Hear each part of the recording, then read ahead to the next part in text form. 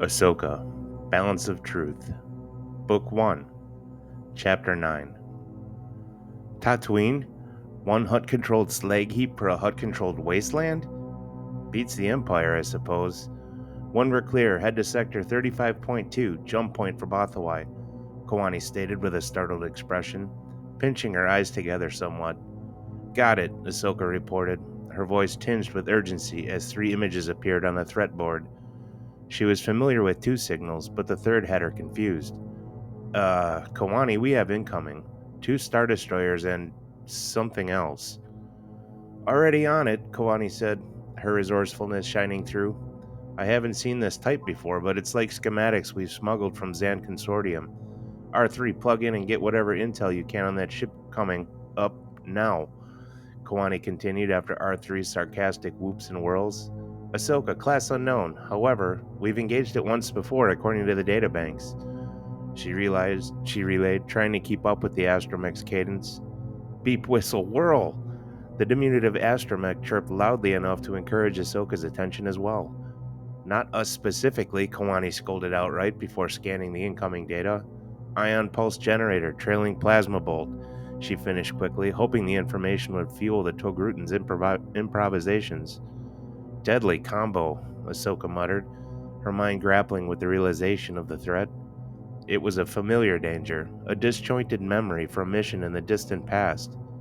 No offensive capabilities will make this interesting, she offered, her mind suddenly light years away as the recollection hit home with a disturbing jolt. Obrigado, she whispered lightly to herself, loud enough for Kawani to hear. What? Kawani was a flurry of switch flipping and button mashing, raising her head only slightly from her comms board, her eyes unmoving as the data within her purview flared to life on the screen offset to her right. I've seen this before. Well, let's keep that in the past then, shall we?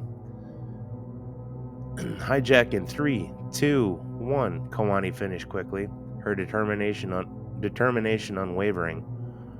She flexed her fingers briefly as she pushed herself back from the suite of controls before her and sank into the padding of her seat, ready to face the threat head-on. Goliath, we have you on scan. We were unaware you were on this assignment. A thick voice crackled only slightly through the comms port itself, and Ahsoka instantly noted the lack of modulated feedback or the sharp pings and obtuse shrills CEC was notorious for. Kawani quickly responded with a finger laced into the outbound relay key. Eruptor, assignment classification Delta 90, operating under code 9052. What's our quarry? You enjoy this, don't you? Ahsoka asked in a chiding whisper, understanding that the ship was far from defenseless. Once she was assured that the designated vessel received the pirated communication, Kawani pinched the mic with her headset between 2 fingers and leaned toward the Togruta. Maybe a little too much at times, she whispered back. Goliath, assist in the apprehension of fugitive Tano. The ship is still planet-bound. Waiting up the well for interception. How many flights on deck? The comms answered quickly, free of the usual interference Ahsoka had expected. Ahsoka, how many flights can the Goliath hold? Kawani whispered quickly, her eyes narrowed in thought. How would I know that? I don't even know what Goliath is. Ahsoka narrowed her eyes mockingly, returning the whispered question twofold. Whatever you have, deploy.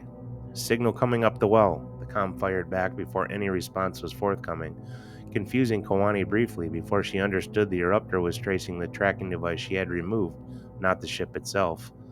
Goliath, target that ship. The relay beacon is active, and Tano is escaping. Crackling in her earpiece, an skewed signal reversion told Kawani immediately that something was not right.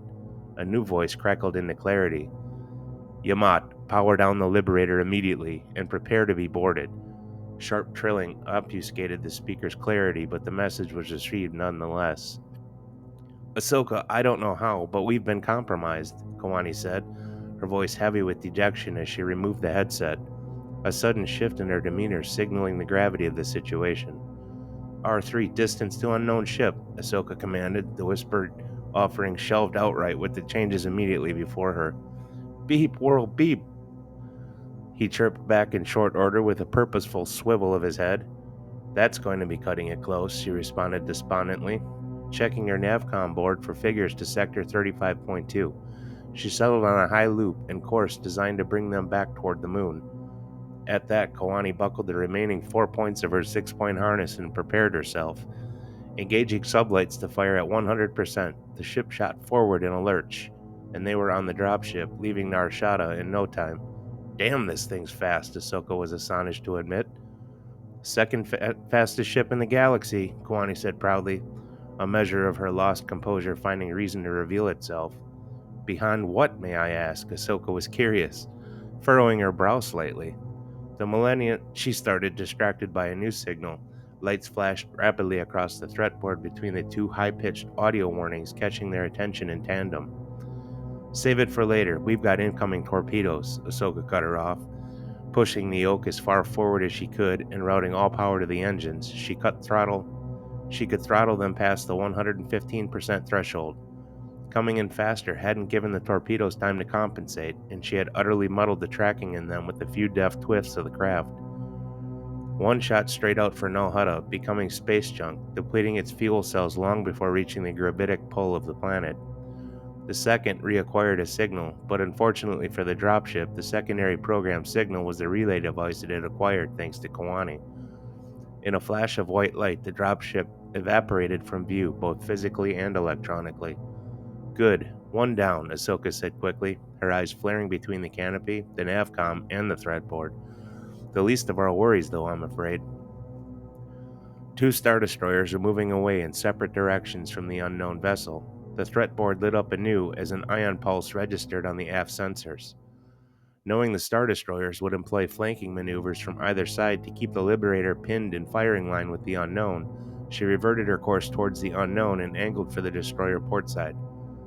R3, distance to Star Destroyer forward, Ahsoka demanded, pinching her eyes as she focused solely through the transparent steel. Boop, beep! The chirp came instantly. This is going to be close, she said in return, shaking her head. She immediately slid her hand onto the hyperspace lever's grip and began counting down in her head. 2, 1, she finished out loud, slammed the lever forward, counted another 2 seconds, and returned it home. They practically looked through the command deck viewport of the opposing Star Destroyer before them as Ahsoka pulled back on the yoke with everything she had. In the time it took for the Star Destroyer to employ its evasive maneuvers, Ahsoka had already hewed the Liberator starboard and was rolling under the solar ionization reactor. That should buy you some time. We must get out of this system. Right. I'll tie us into Eruptor signature, so at least tracking will be useless. That'll give me time to circumvent whatever was used to cut through my net. The closer we get to their hull, the better our scramble will be, Kawani almost shouted. R3, prep the mag clamps and engage on my command, Ahsoka returned immediately, granting Kawani her wish. That'll solve the proximity issue, Kawani said knowingly. Ahsoka, inverted as she had the ship, was already positioned to match the destroyer's speed, but had to wait for the buck and yaw to decrease to engage the mag clamp safely. The destroyer is completing its compensation. R3, now, she directed. Beep boop. R3 bleated out as he engaged the clamps with a clever twist of his control link arm. A dull thud and a hull-shaking shiver let everyone know the action was completed. For all intents and purposes, at least for the time being, we are now the Eruptor, Kawani said firmly. Give me a minute to factor in power signature.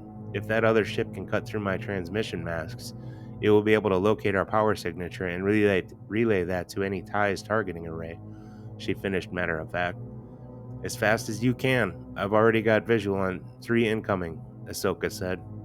I can deal with that directly, Kawani counseled while dialing up a tertiary screen and setting her masking routine to run interference on the lead tie with her right hand, her left hand continuing her sequencing to suspend the transmission crunch issued by the unknown ship. Lead tie is now the Liberator. Green laser cannon fired, and the ensuing ball of light that the lead tie had become had assured Ahsoka of just that. Remaining ties are peeling off, Ahsoka said, giving her partner some audio intel of the unfolding events.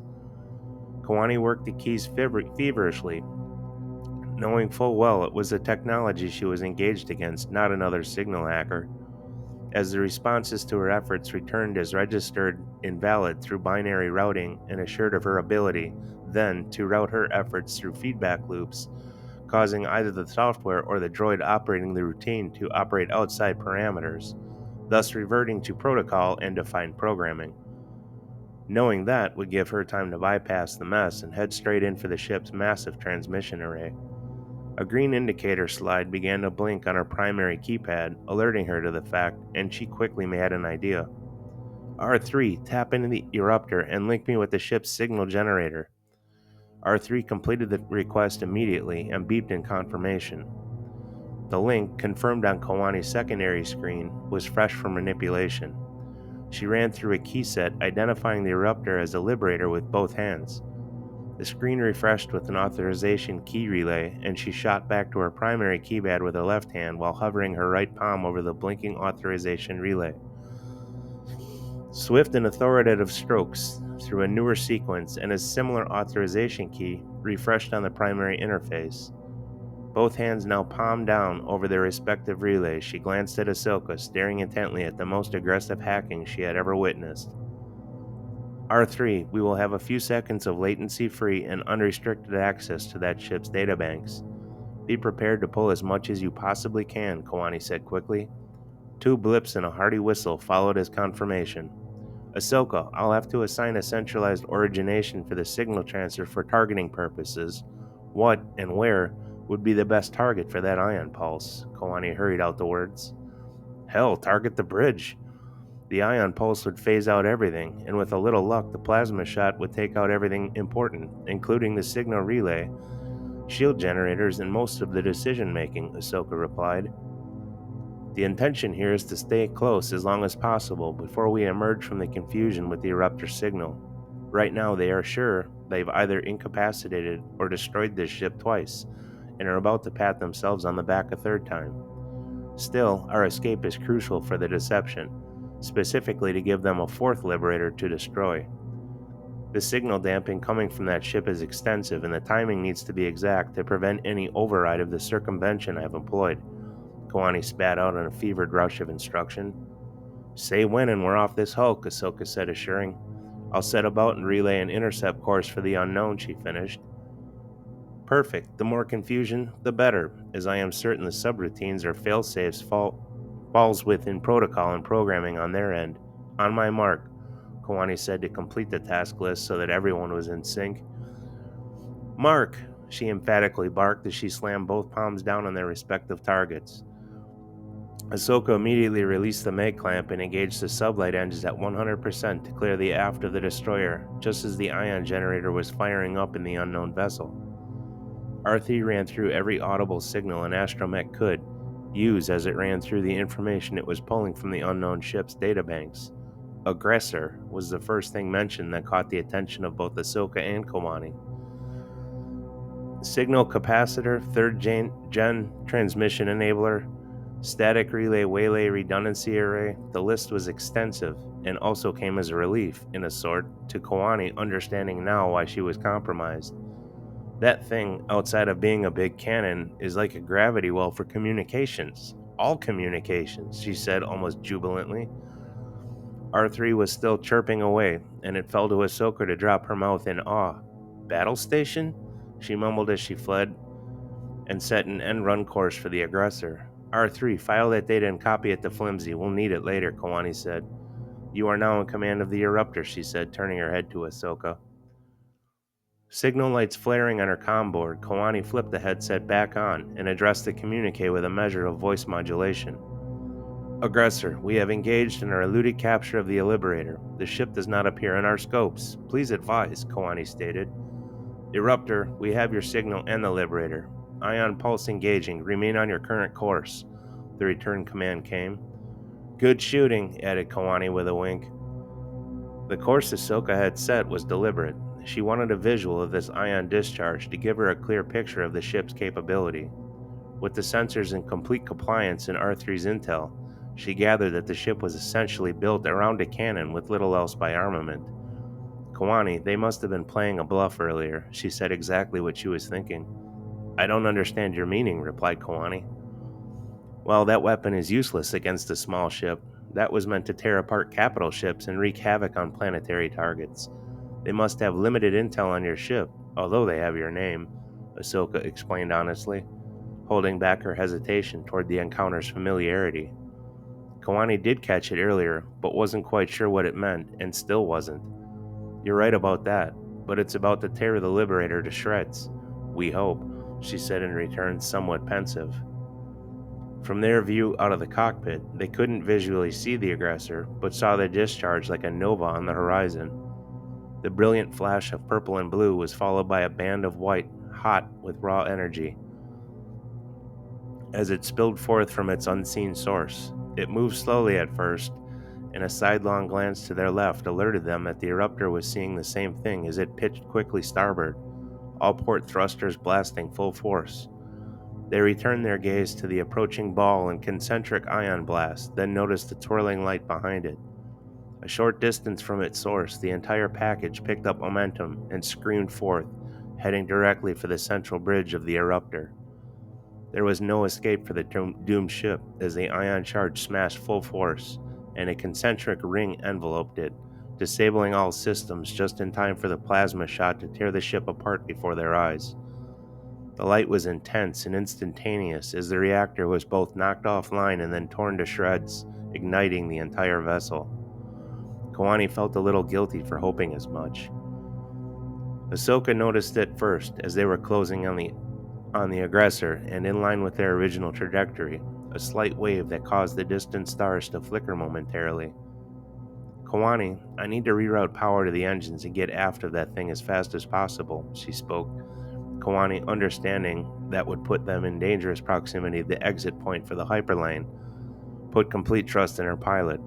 Relinquishing power to Ahsoka's command, the ship reverted to its original signal.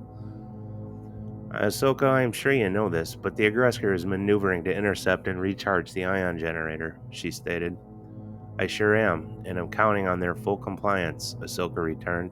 Much like before, the speed the ship was capable of in sublight at full throttle, and with rerouted power, quickly brought them to their aggressive counterpart. I will make one more burst jump to clear the lane and give them time to align, she said. Ignoring Kawani's sigh of comprehension, she lined up her burst to a point slightly below the flicker and slammed the hyperdrive lever forward and back again just as quickly. The ship protested the makeshift use of its abilities, and Ahsoka was glad that Kawani hadn't spared any expense on the hyperdrive. The fast reversion almost incapacitated the gravity compensator, which would have turned everything and everyone inside out. Ahsoka, our current position is directly under the reversion point for the hyperlane. You are aware of this, correct? Kawani couldn't delineate the statement from the question, somewhat skeptical by all rights. Why did we meet again? Ahsoka asked. Ah, yes, something about my otherworldly piloting skills and how much you can't live without them. At the moment, that is truly an understatement. Ahsoka, allowing herself to relax somewhat within the immediacy of their predicament, narrowed her eyes exponentially as she squinted through the canopy, willing the wavering specter she had anticipated to show itself. Boop, boop, boop! I know R3 and I'm counting on it, Ahsoka assured them as the unknown vessels were angling to bring her about 180 degrees, and the ion pulse generator should be charging any second now. Beep, whoop! Right on cue, Ahsoka said more to herself, and then she saw the fuzzy haze for which she was silently hoping. That, spatial distortion caused by the decant out of hyperspace and reversion to real space. Learned from a lunatic Weequay, she added with a not-so-fond memory. I've only come across one Weequay crazy enough to drum up a scheme as suicidal as this, Kawani added. Yep, I've never tried it myself, though, Ahsoka admitted. What? The enormous behemoth was not what was expected. Reverting from the hyperlane above them was the executor, and right into the ion pulse issued forth mere seconds before, from the unknown vessel. The plasma shot spiraling behind it, rendering the forward third of the ship useless. Ahsoka, counting down again, prepared the ship for its third and final jump of the engagement. A few more seconds, need to clear the ion wake from its thrusters, and we should be able to slip under the envelope without anyone the wiser. She laughed audibly as she punched the lever forward for the last time. 2 days ago. Sidious was furious. In his haste to complete the task of navigating the ritual to open a portal to the Nexus forcibly, the information coming from Lothal was exasperating. The Mandalorian girl had proffered information vital to the project, but was then influential in not only the project's demise, but also the destruction of the temple and all the research that had taken place. The fact that Sidious was furious was commonplace amongst his advisors and attendees. That he was angry with himself was a point no one else would ever know. In his haste and amid distraction, he has focused so profusely on the emergence and sudden disappearance of Anakin's former Padawan and what that could have affected, he had missed the vengeance he had so desperately sought. Cursing all else as distraction, cursing Vader for not containing his quarry and having to be apprised of all his failings. That Vader continues to fail under his watch. For a moment, he cursed at his inability to foresee the weakness in Vader, or to identify the hidden elements of his apprentice that he knew could thwart his best efforts to prolong the grand plan. The future of the Sith. Had he made the grand error in selecting the appropriate apprentice? Everything about Anakin Skywalker dripped of Sith corruption and decadence. His potential was unlimited, providing the rage and anger within were channeled toward a shared objective. In Anakin's case, Sidious had doubts, even after 19 years of being that channel for him. Sidious could feel his apprentice's constant inner conflict and turmoil despite Vader's assurances of the opposite. But it was his egregious error at which his current ire was directed. A vergence that could have given birth to a universal empire, that those groveling at his feet would be so much more represented than by the galactic standard that would be his only reach for the time being. The Togrutan seemed a piece in a much larger puzzle, in a game that even he was playing, which was an annoying aspect of the entire quandary. Her unpredictable nature had always set her apart as an unknown element in all its frustrating beauty. In her presence, she felt no fear of him, he remembered and was now thinking about. The thoughts it brought about made him recoil immediately. Wide-eyed at the prospect of losing his quarry in the Nexus was born more from his decisions decades ago, and was directing his anger along another path entirely. Anger still directed at himself ultimately, at the misguided foolishness of not seeing the path right before him from the start.